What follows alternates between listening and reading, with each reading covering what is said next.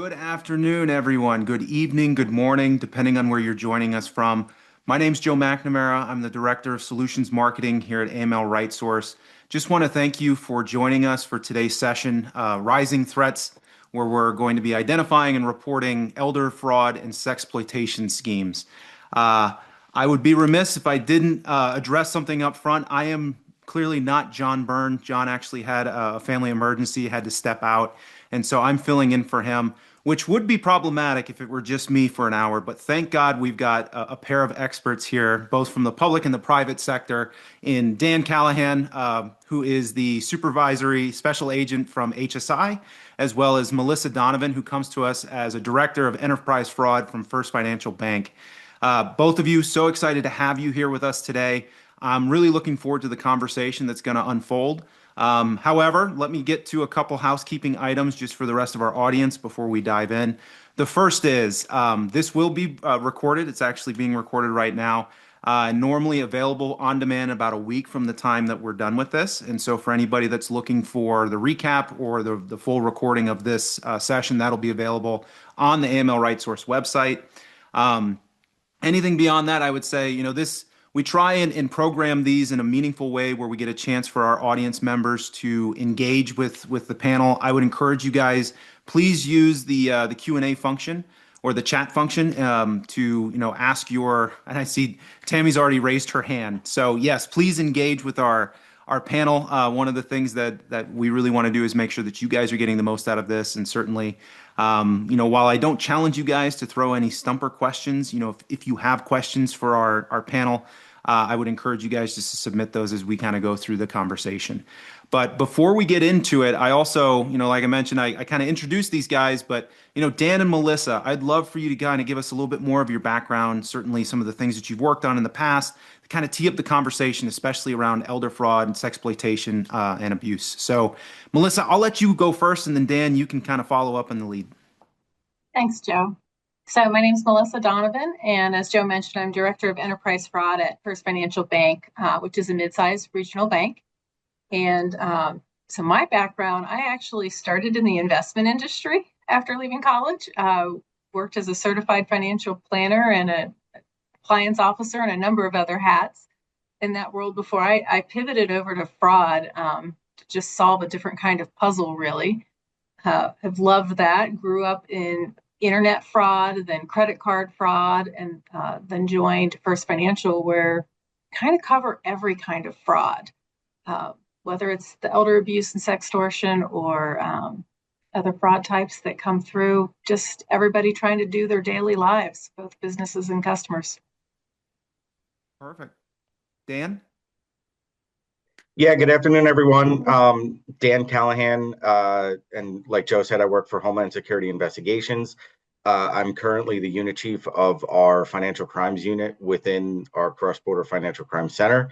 I'm just about to start my 29th year of government service. I was in the military, and then 2001, I became a New York City police officer, where I spent my first 8 years of law enforcement with them.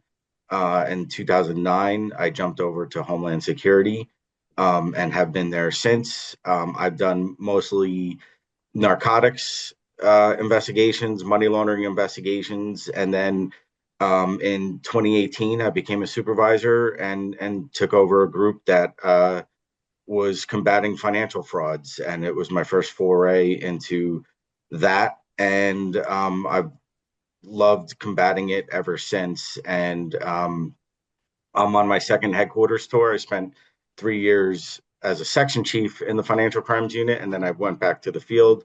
And now I'm back running the unit and where my passion is, and trying to help get the word out, not only what HSI does, but doing a lot of outreaches like this for combating frauds and trying to help victims as best we can. Which again, I think is a perfect segue, obviously, into what we're going to be covering today. So, I think at the very top, like the first thing that I want to do is just kind of define, essentially what we're going to be covering. And I think it goes without saying, although I'll go out on a limb and say it anyways, elder abuse and sextortion are rapidly growing fraud problems among other, challenges and problems associated to it.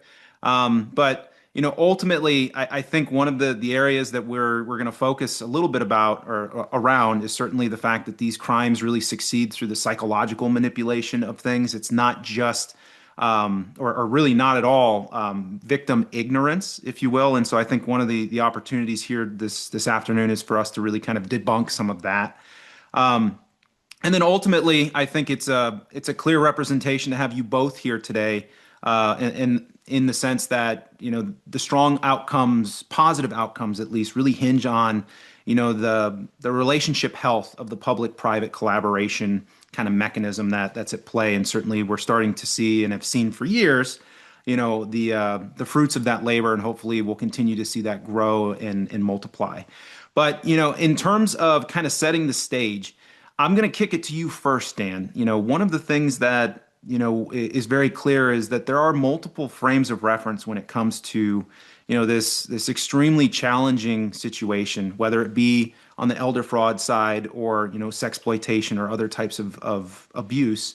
But from a law enforcement perspective, could you give us a little bit of insight in terms of kind of how you guys view this? Certainly, some of the overall growth trends that you're seeing on your side, whether it be from the investigative front or just the overall typology. And then, Melissa, I'll come back to you in terms of trying to essentially answer the same question from the banking side, from the private sector side.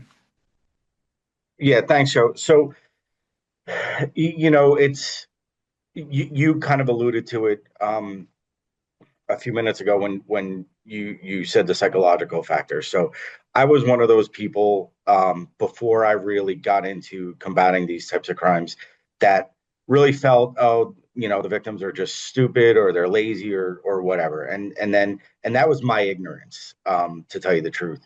When I got into this world and when I started supervising investigations, that helped victims and that helped try to recuperate victim losses, is the amount of psychological play in these types of crimes is astounding. It's grooming, and whether it's elder fraud, elder abuse fraud, sexploitation, I think foundationally they're all very the same, and a lot of the techniques are used.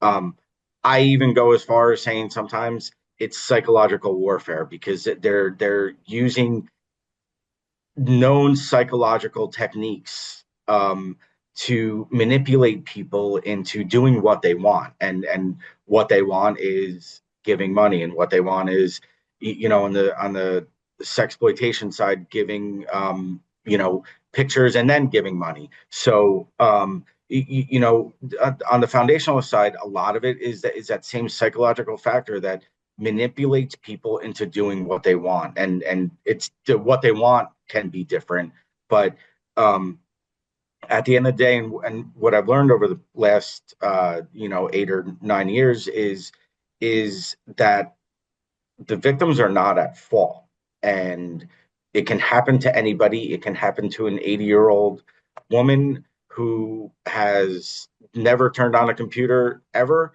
or it can happen to a 16-year-old boy who is been tech savvy since he was a toddler. So the victim, it doesn't matter. It's the manipulation behind it, and it truly destroys lives at the end of the day. So and then finally, it's expanded, especially in the last few years, with the use of AI, and AI has just taken off in helping these criminal organizations, because that's what it is. It's not a person sitting in a basement somewhere trying to make some extra money. These are organized criminal organizations, transnational, that are working worldwide doing these types of frauds.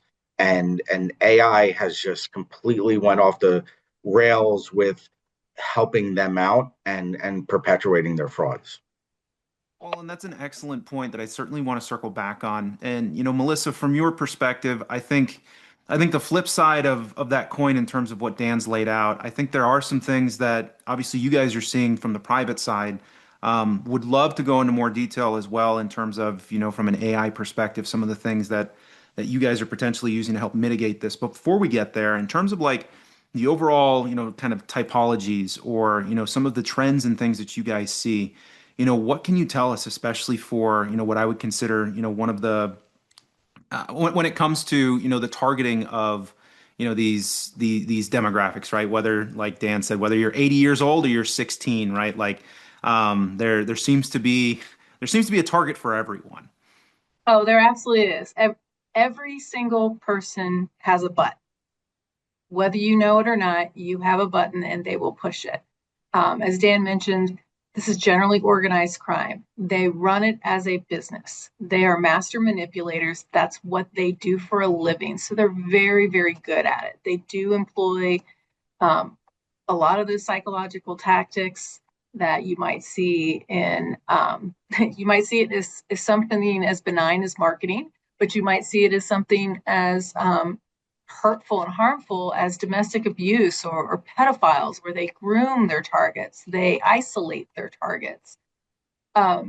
So, when we're looking at it, again, it's not whether somebody's stupid or not.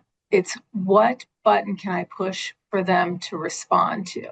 And with AI, they can research that very quickly and very easily. There's so much that we just put out there about ourselves. And I know some people look at it and they're like, hey, we're talking about the elderly and we're talking about teenagers falling for sextortion. These seem very polar opposite, but they actually have a lot in common. So both can be very trusting. Elderly population generally trusting. The younger teens, early 20s are very trusting of technology in particular because they were born with it in their hands. So you've got people that are already basically hardwired to trust. And while they're not stupid or ignorant, there is a bit of naivete in both groups, right? You might have, there's some elderly people that are whizzes on computers for sure, but there's a great deal of them that they just don't know. They're not on it every day. It's new to them. It's not how they grew up. It's not how they did their professional career. So there's a certain naiveness. And if somebody calls them and says, this is how it is, they're going to believe them. And likewise for the younger people, they just haven't been out in the world long enough to know all the awful things that are out there. You don't know So what you don't know.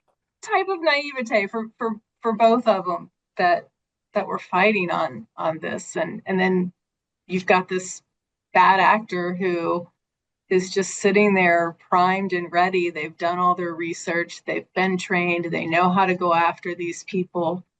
I was speaking at this in an internal thing several years ago, and I could tell there were several people in the audience who were like, no, I don't have a button. And I think a lot of us like to think that we can't be scammed. I've known people that are in fraud that have gotten scammed. So I kind of continued on with my presentation. At one point, I just stopped and looked at my cell phone, and I looked up at somebody in the audience. I said, Jessica, it's Arthur. She was out of her chair and halfway to the door before she turned around and went, how would you know about my son? She reacted like a mom would react, right? And that's what the fraudsters are trying to do. They don't want you to think, they want you to act. And they want you to act on that emotion, that raw, natural instinct that you have. Which I think, to your point, both of your points is more or less exacerbated by the constant, almost barrage in elevated use of new technologies. Certainly, we've heard a lot about AI. Before we get there, I did see, so a question came in from Robert. So Robert asks, in cases of sexploitation schemes online that target underage teenagers, how much cooperation have you both seen from the government or international agencies that also combat the quote handling of underage pornography? Is there cooperative crossover between these two fights? And certainly, what does that look like? I think in general, right, it certainly hits on that topic of that public-private partnership. Certainly something that we're going to dive into a little bit later. But, in terms of kind of answering Robert, do either one of you want to expound upon, what you've seen? And then certainly, we can get back to the concept of kind of how things have evolved over time, right? Whether it's the introduction of technology or just different social engineering schemes. Yeah. I'll throw this out there and then I'll throw this to Dan. Usually our problem isn't the cooperation with law enforcement. We have generally found, while some small, maybe rural jurisdictions don't have the resources or the expertise, we can usually connect with somebody who does. So law enforcement's not the problem, it's the victim coming forward. There's a great deal of shame, embarrassment. We've had times where we've had to separate kids from their parents to have a conversation because they don't want to admit it in front of their parents. Other times where it's the exact opposite. We need to get mom or dad involved to get the person, the victim, comfortable with sharing, right? Like they're incredibly embarrassed. You're still an intimidating adult that they don't know. So that's usually our bigger problem. But once we can get past that hurdle, I have found that law enforcement's very easy to work with and helpful on these things. Dan? Well, I'm glad to hear that part. And so domestically, I agree with everything Melissa just said, and domestically, she's right. When you're talking about your what we refer to as state and local law enforcement agencies, your town police, your county police, your state police, um, it's what their resources are is all going to depend on where they are. For one, how big they are. Are we talking about a five-man police department, or are we talking about the NYPD, which I used to work for, and at one point was 42,000 officers? So resources are going to be a little bit different depending on the size of the agencies. With respect to federal agencies, um, in this space, there's probably three larger agencies. My agency, FBI, is always there, and they do a phenomenal job. And then the United States Secret Service do a lot of work in this space also, and they do a phenomenal job. And we all try to work together on things, and because in numbers there is power, and we recognize that. Now, when it comes to international law enforcement, it is a little bit different, and it's very, very based on country by country, what our relationships are diplomatically with countries. Even if we have seemingly good relationships, what they want to help out with and what their priorities are. And then the stuff we can't control is the legal processes. Um, People don't understand, if I'm going to pursue a case internationally, I have to go through the legal ways of.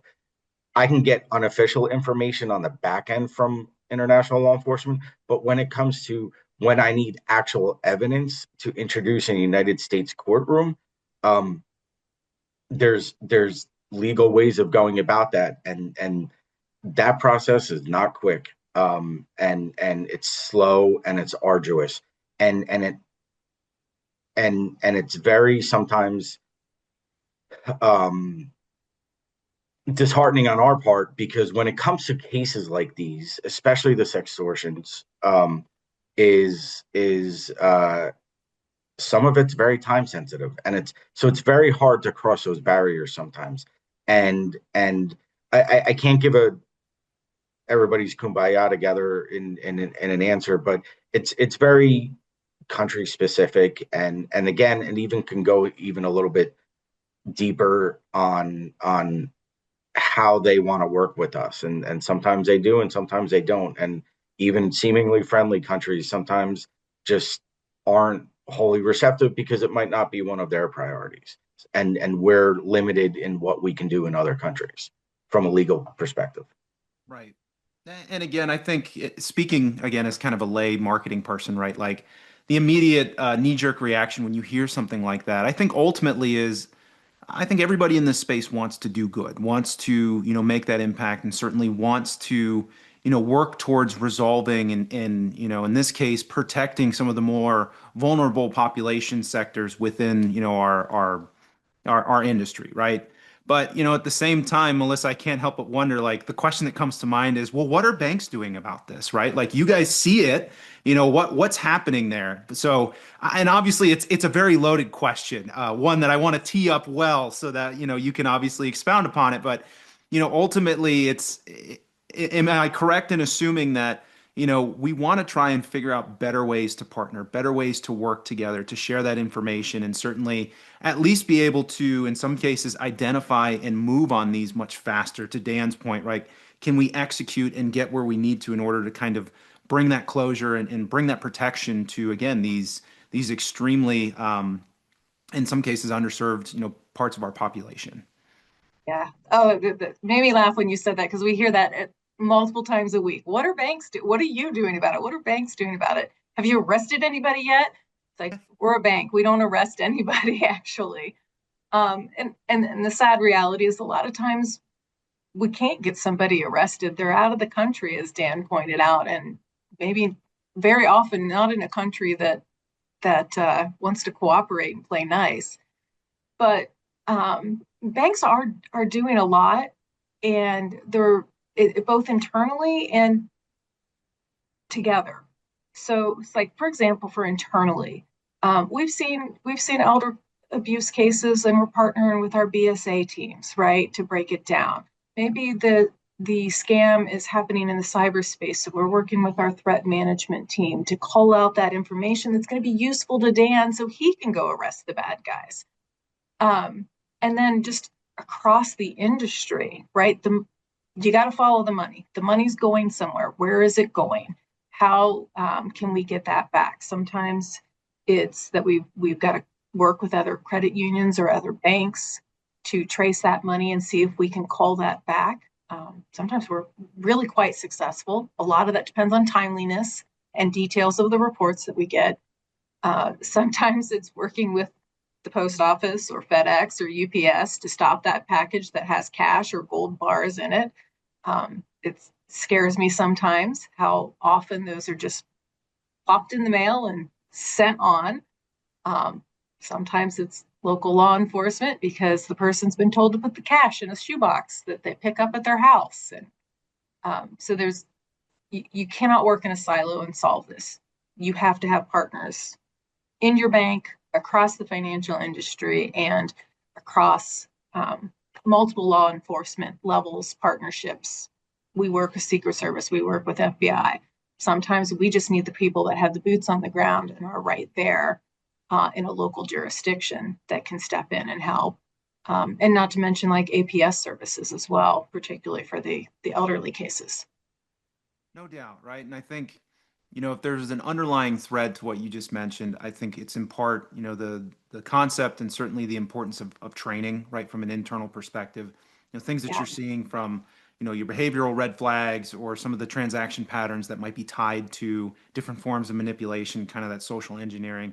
But then there's also, again, this recurring theme that we're going to find out, we're going to hear throughout the rest of this, folks, and that is, the importance of public-private partnerships. And so, Yeah. if we were going to kind of change gears here a little bit and talk more towards, let's kind of talk more about the collaborative approach, right? And Melissa, you've mentioned it, Dan, you've mentioned it. Do you guys have some examples that maybe you could share with us that kind of outline where that collaboration has worked really well? And then in some cases where, unfortunately it hasn't, right? Sometimes it's failed.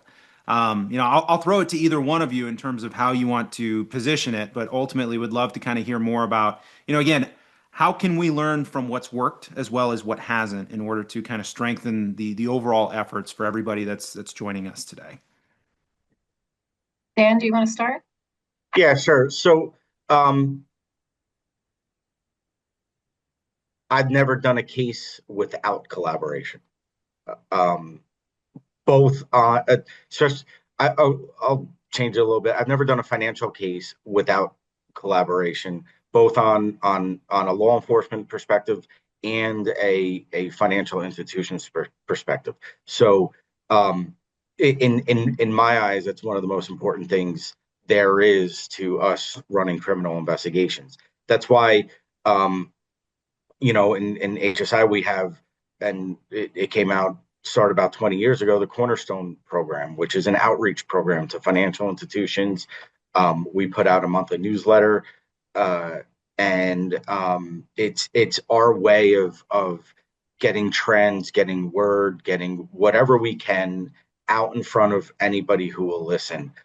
And then in 2023, we created the Cross-Border Financial Crime Center, and that is a um, whole of government approach to combating financial crimes and expanding on public-private partnerships with our financial institution partners, creating those relationships because it's so much easier for me when I'm running an investigation and I have to subpoena a bank and I'm subpoenaing bank Apex, whatever.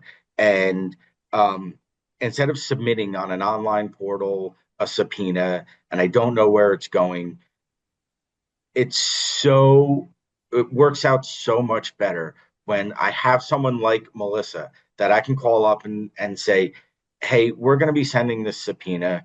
Can you help either get it in the right hands or help us along the way, whatever the case is, and work together. It's so much easier to work together on the front end, putting a subpoena into a financial institution than just cold sending it and seeing what I get at the end of the day, because more likely than not, it's not going to have the stuff I would like. And having those relationships, I can learn what I need to ask for in the proper manner, and then I'll get the results um, that I'm hoping to get from an evidentiary standpoint instead of trying to redo everything after the fact. So, from a collaboration standpoint, like I'm one of the biggest believers in I just can't do my job without not only other law enforcement agencies, but without our public-private partnerships that we have built over the years and maintained. So Dan, what you're saying is you can't just say, give me everything you've got in a subpoena and hope that, you're going to get exactly what you want. That's shocking. Well, I can't say I've never done that, but I've learned over the years as I've gotten a little bit older and wiser and been yelled at and laughed at and whatever. So yeah, it's really helpful that if I can call ahead of time and be like, hey, I'm looking for this, how should I write it up? And then it's so much better, and the results are so much more helpful to us on that end. So that's what those relationships are for, and it's great. It's much more productive. Um, you have to have those contacts, those network of contacts, the contacts that know other contacts, because maybe you don't have the right one, but they know who you need to talk to. It's more productive because somebody like Dan can call me and be like, here's what I'm looking at, and we can talk through the situation. Here's what I know. Here's what you know. Maybe he's asking me for something. I'm like, I can give you that, but I don't know that that's going to help you. But guess what I do have is this. Maybe he needs something that's on video and I can preserve it. Like systems only keep the video for so long, but sometimes it takes a little bit to get that subpoena nailed down and work through all the, like our subpoenas don't go directly to the fraud department. They go to a specific department who works them, who will eventually reach out to fraud and tell them. But if I ever had that conversation with Dan, I have everything ready to go. I have a fraud coordinator. She gets all the video, gets it preserved. She'll send it off. She'll make sure it is received and all of those things. And it it is just more productive, more efficient. And it's less of a burden, honestly, right? Because then I don't have Dan sending me that subpoena that says, tell me everything. And I'm like, actually, it wouldn't even be me. My regulatory services department would be like, I hate this right now. Or in some cases, we can't, right? Like there's too much information there to disseminate correctly. Yeah, and Dan doesn't want to sift through it to find out what he actually knows. But when you have a conversation, you can do that, and you'll have a better chance of protecting the customer. I can think of a case that I had several years ago where we were able to not only nail all of this down, but pull APS in. And this poor elderly customer, she was about to get evicted. Her water was off, her utilities were off because she lost all the money. And so we were working with law enforcement on pursuing certain angles. And then we were working with APS, get her a new account, get it safe, get her, she had to get a new apartment and get her utilities turned on and all of that. There's just a lot of little details that, I don't know, TV in particular makes it all look really simple, and it's just not that simple. It's not that fast. There's red tape, of course. There's things you can share and can't share. But when you have those relationships, you can expedite all of that and take so much better care of your customer, and that makes a big difference in somebody's life. I agree, right? And I think it touches to a point, right? There's still a distinction between there are mechanisms, obviously, right, and information sharing. I think 314A comes to mind, right, as well as B, depending on who you're talking to. Yep, Um, both are but great. I would make the same argument to what I've heard both of you say, which is essentially it's good to have contacts. It's good to be able to have somebody that you can pick up the phone and essentially say, hey, look, this is coming, or I'm working on this. Help me tee this up so that way we waste as little amount of time on the back and forth administrative kind of posturing, kind of, well, I can't give you what you need because you haven't asked for it, kind of that back and forth. That certainly comes from those kind of communicative events. There was a question that came in for you, Melissa, that we're going to get to in a second. But before that, Dan, there was also a question from Gail. Gail asked, where can we find that Cornerstone newsletter that you just mentioned? Okay, so thank you for that. And you can email cornerstone, one word, at hsi.dhs.gov, and one of my program managers will be very happy to send you a link to sign up. We do it about once a month, once every 5 weeks, depending on how busy we are. The latest one was on Chinese money laundering organizations. We try to take different financial crime trends that we're seeing and put it into some useful language for financial institutions to be able to use. Perfect. And Gail, to kind of follow up on what Dan just conveyed, we'll also include that in the write up, or at least that when we publish this on demand, we'll have that address there so we can get anybody else that's interested in signing up for that. But in the same sense, and Dan, you kind of inevitable, or whether you realize it or not, you kind of hit on the concept of red flags and kind of things that we're seeing out in the space. Melissa, this question came in from an anonymous attendee that essentially asks, could we hear more about the types of behavioral red flags that we as the financial institution should be on the lookout for? There's more to this question. Let's start there, right? Like major red flags that kind of jump off the map, or certainly maybe from a trends perspective, things that you guys have seen in the last 6 to 12, maybe 18 months. Yeah. We get this question a lot, especially from frontline associates. They're like, I don't know fraud. And we're like, yeah, we put out these newsletters and stuff, and it's great. They read it. It's not like they're not getting any training, but it's not what they do day in and day out. And they're like, how am I supposed to know? And I said, you know your customers and you know what's normal. If it's not that, it's a red flag, right? Like if you know that this customer never does wires, that's a red flag. If she's talking about doing investments in cryptocurrency, and you're like, this is the customer that comes in to get her regular CD and most conservative treasury bonds and stuff like that. Crypto would be out of character for her. That's a red flag. So the red flags kind of change over time. The scams tend to run the same corridors. Bitcoin machines, ATMs, crypto ATMs have been an absolute nightmare. Several states have gone to measures to either ban them or do other things because they've been such a hotbed. We went through a phase where it seemed like we were getting all these customers talking about coming in to get money so that they could buy gold bars. I haven't seen that one, knock on wood, in the last couple months, but last year we definitely saw lots of that. Cash withdrawals that don't make sense. Some examples we've had customers come in, do large cash withdrawals. We ask them, and you have to understand they're always given scripts.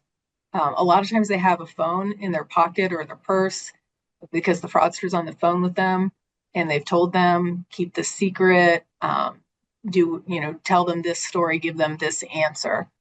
If the answer feels scripted, that's a red flag. But going to know your customer. We had one that came in and she was doing a large cash withdrawal bank teller said, oh, that's a lot of money. Are you sure you want cash? Do you want an official check instead or something else? And she said, no, I need cash. And she's like, well, what's it for? Well, I'm remodeling my kitchen. It's to pay the contractor. Now, that's not completely not normal, right? I lived in Chicago for a couple of years and I learned really quick. You get a quote on anything for your home, and then you say, and what's the cash price? This is going to be a lot less. I paid cash. But what was unusual was this customer lived in an apartment. She rented.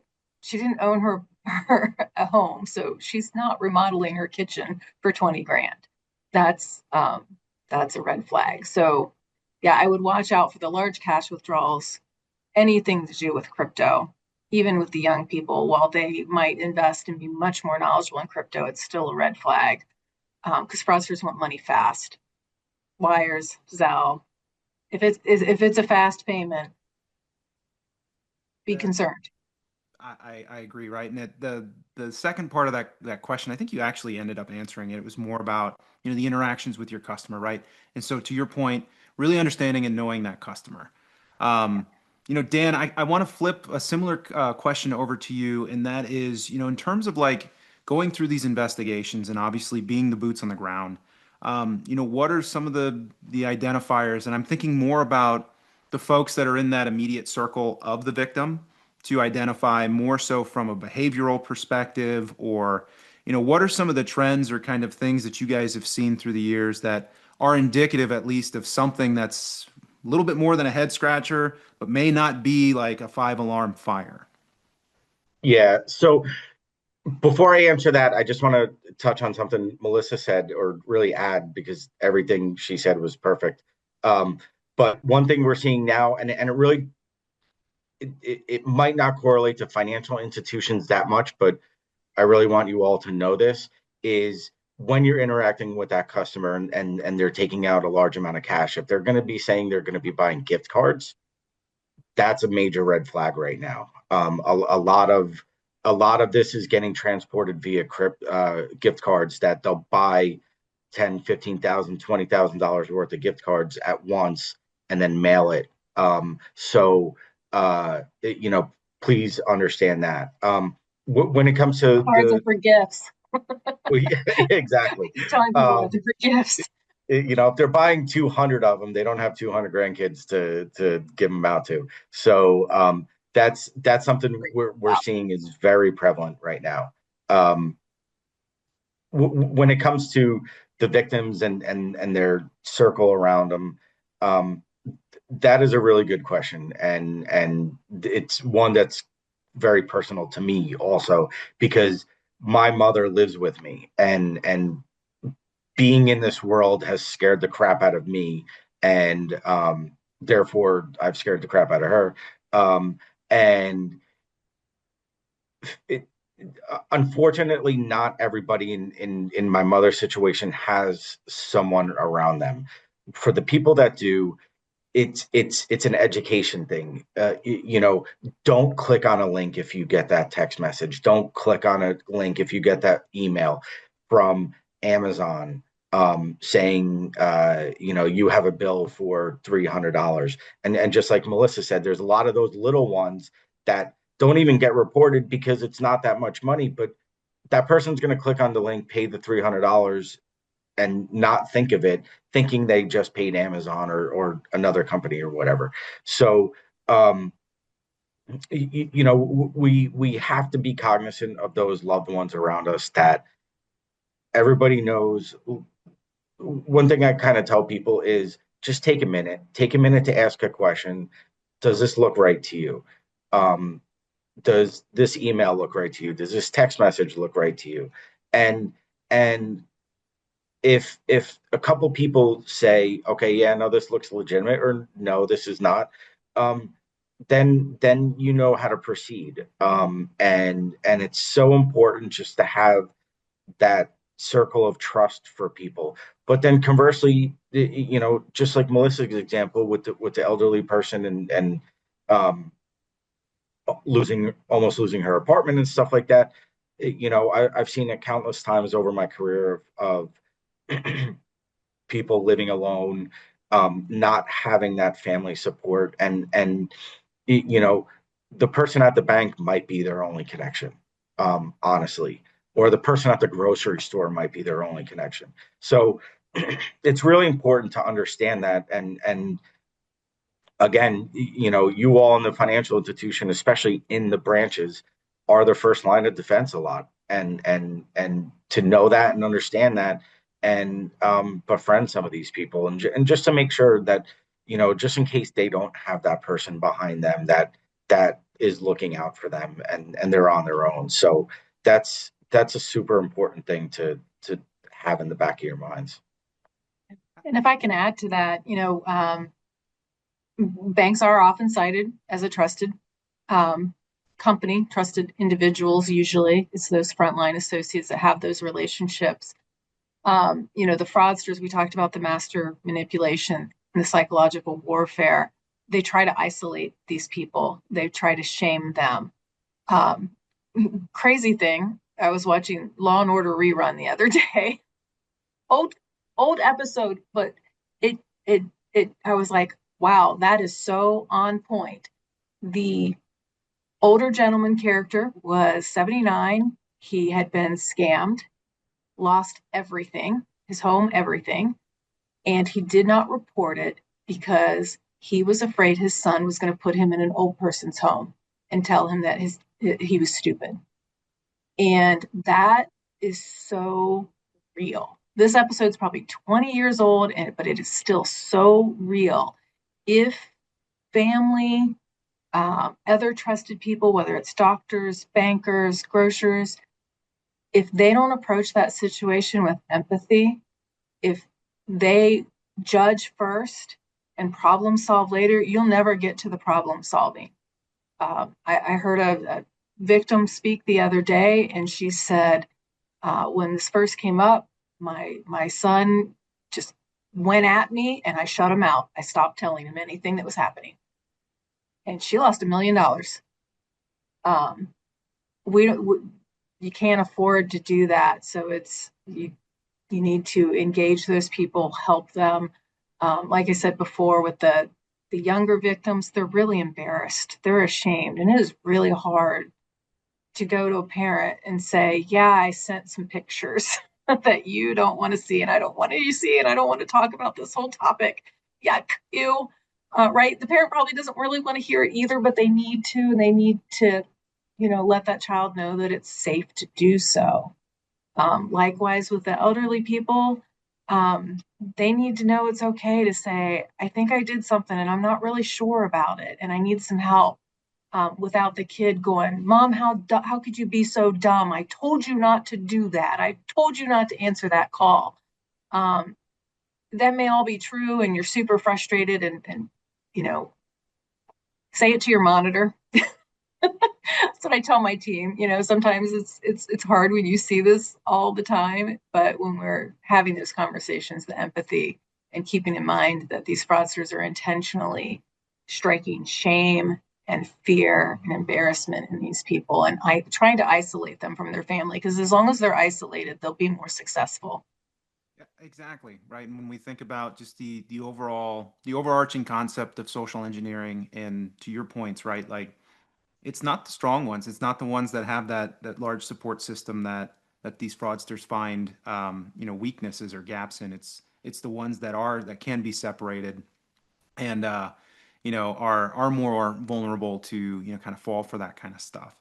And you both kind of touched on it, right? I think there's this overhanging concept of like, you don't want to be too intrusive either. I know you mentioned the grocers or the bankers, right? And like, ultimately, it's one of those things where I think, if I heard correctly, it's essentially advocating on behalf of ask the question. You're better off asking, and potentially, I don't want to say upsetting your customer, but potentially, bridging or tabling some form of an uncomfortable conversation, but it's better than the alternative.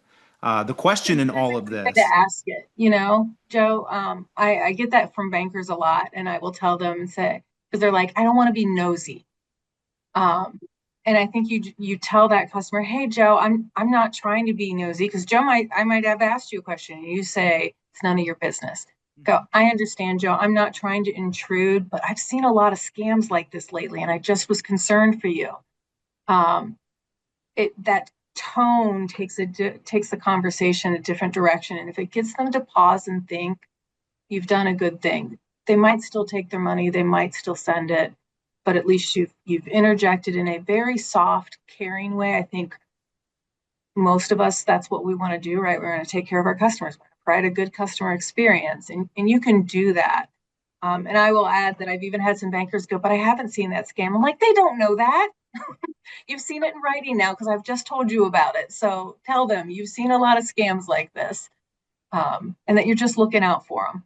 No doubt, right? And I think that that last anecdotal point is extremely prevalent to this entire audience, right? Like if you wait until you've actually experienced it, until you've seen it, then you're going to end up missing a ton of these red flags, a ton of these opportunities to kind of help protect, your customer base. Ultimately, it certainly sounds to me as though it boils down to, fighting social engineering with essentially socialization, right? And being, to Yeah, your point, it's not about being nosy, it's about being, empathetic and caring. being caring. Absolutely. And somebody here just wrote in about, a potential, text fraud and kind of what that looked like, from a debit card perspective. But, as we're kind of closing in on time for today's session, I certainly want to just open the floor, at least number one, I do want to revisit a little bit in terms of just the high level trends that we've seen. And we broached it at the beginning of the conversation. I certainly don't want to inundate everybody with AI and technology, but I think it is worth calling out, and certainly, a few minutes if you guys can spare, in terms of, as you're looking at how to implement these tools, both from how you're trying to defend against them, but then also, you know, uh, different approaches in terms of implementing these tools to help mitigate some of this risk. Melissa, from your perspective, what, if anything, are you guys doing on that front? And then, Dan, from your perspective, I want to come back to you and kind of talk about, what law enforcement is doing, as well as, again, some of the more prevalent or rising trends that we're seeing specific to that kind of use. Yeah. AI, the letters that make people scream anymore because you can't escape it. We're going to check the Um, box, right? We're talking about it. yep, yep. Um, a lot of the scams are the same. They're just better now because of AI. It's so much easier to gather the information. It's so much easier to fake things, make them look real. Years ago it was the emails from the Nigerian prince, and there was so many grammatical errors. Even even more recently, we joke every time we see something that says kindly do something. We're like, the Americans don't talk like that. We don't ask kindly anything. Um, but it's allowed the scammers to be better, right? I can troll Facebook pages and find out that you call your grandma Nana, and that you go by Jimmy, not James. And I can call her Nana and say it's Jimmy, and reference that I'm in Mexico because I just saw that you were in spring break in Mexico. Whatever the case may be, AI allows you to just gather all that information and make it to where they really believe it's true. We got a call this past winter. We're based in Cincinnati. We got more snow than we normally get. And during one of those snowstorms, I had a banker reach out to me. She said, "Hey, I want to tell you about this. Let me know if I need to do anything further." She said, "I have a customer, and she had a scam call this morning." And I was like, "Okay, well, what happened?" And she said, "Customer got a call. This is a very common scam, grandparent scam. Her grandson has called her and says he's in jail, and please don't tell mom and dad. Very common scenario. And would she please send bail money? So, and then he'll pay her back and blah, blah, blah." But uh, she swore up and down that it was her grandson's voice. Called her what he calls her.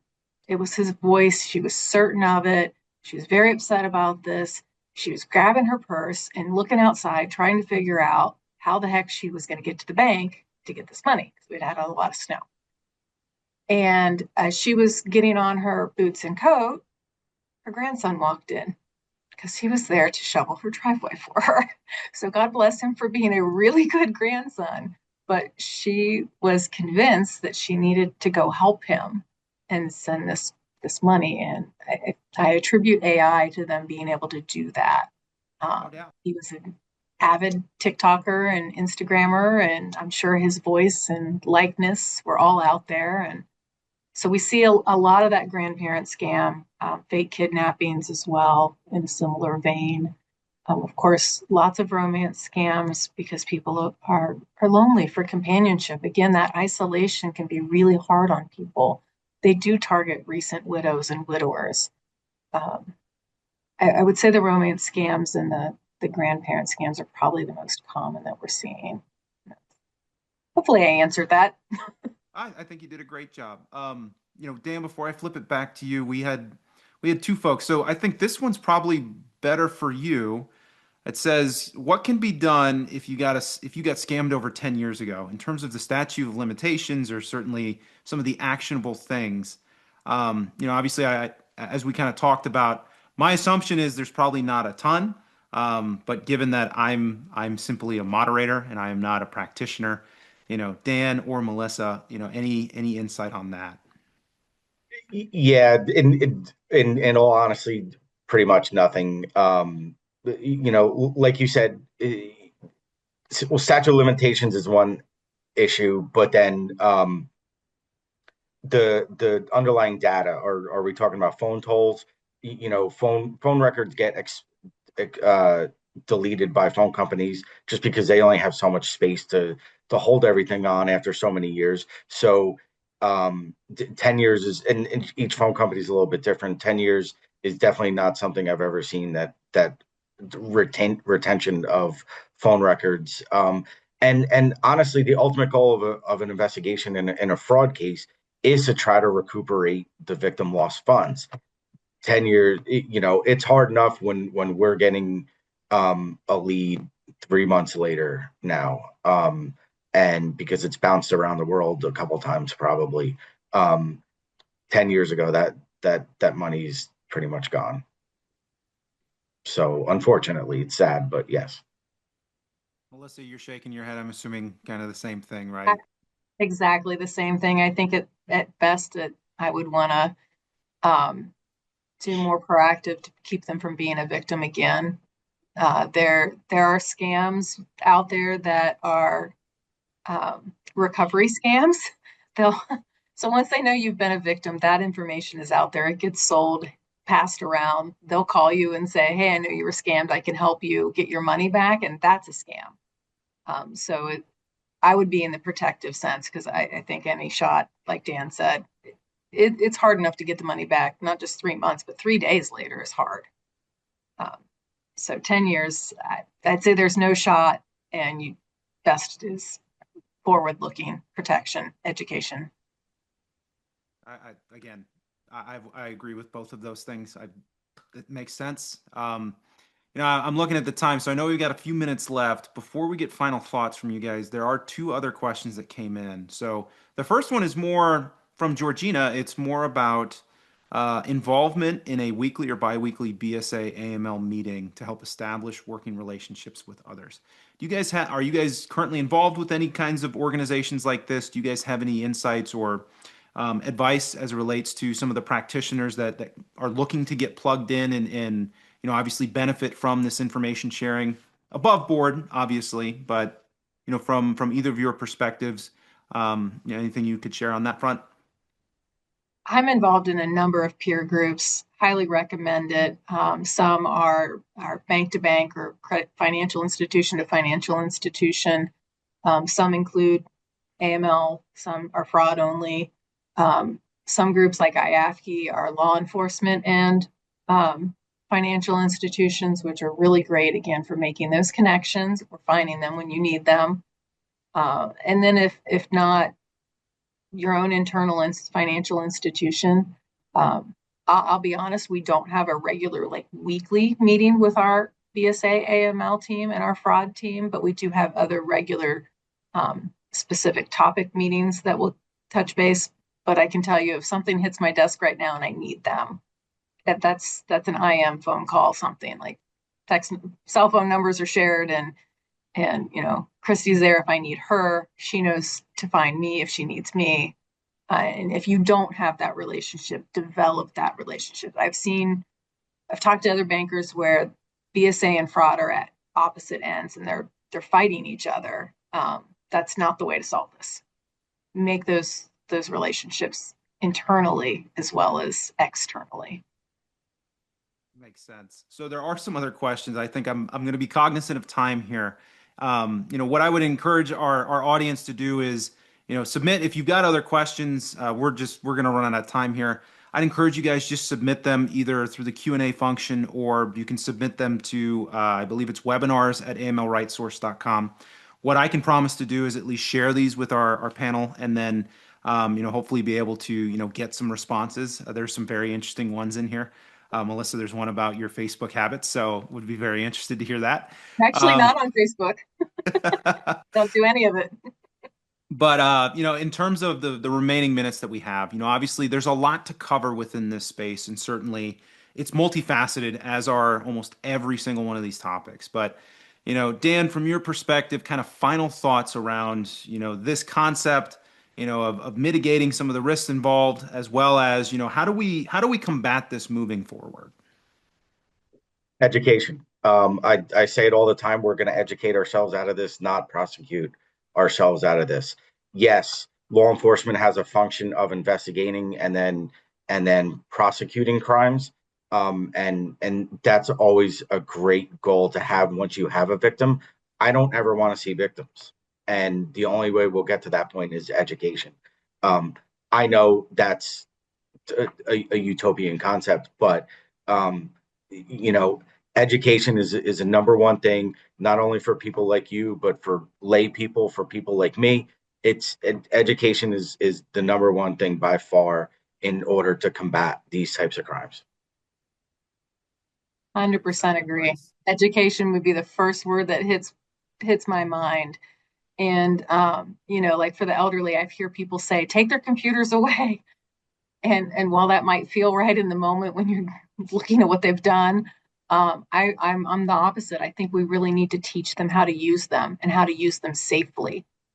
They're better equipped to fight the bad stuff if they know how to properly use what's in front of them. Same with teenagers and your younger folks. Obviously, they know how to use the technology, but you've got to educate them on the dangers out there, and you're going to have to find a way to reach them. Right? It can't be a boring pep assembly kind that my kids used to tell me, like, Mom, they're doing a assembly today. Can I call out of school? You're not going to reach the kids that way. Figure out how to reach them on their level. Same with, I hear marketing team people say, yeah, we're going to put a blog out on this thing that's attaching to the elderly. You're not going to reach them on a blog. You need to find how to get them. FBI guy told me he did a seminar, and they brought a whole bunch of old pamphlets that they had just to clean out their closet. They were all gone. They had co-hosted it with AARP. So their demographic was all about that paper. That's right. Know your audience, educate them accordingly. Absolutely. And, from my perspective, being the marketing guy, I would wholeheartedly agree with that approach. I would say too, the only thing you shouldn't do is stop the conversation, right? Like, to your point, figure out, how to best impact your audience and move from there. But, Melissa, Dan, really appreciate both of you taking the time to kind of educate us, walk through, again, things regarding elder fraud, sexploitation schemes, as well as kind of all the challenges that exist within our space. I'd be remiss as the marketing guy here at AML Right Source if I didn't do a quick plug. So to everybody out in our audience, thank you so much for joining us today. To reiterate, this was recorded. This will be available on demand about a week from today.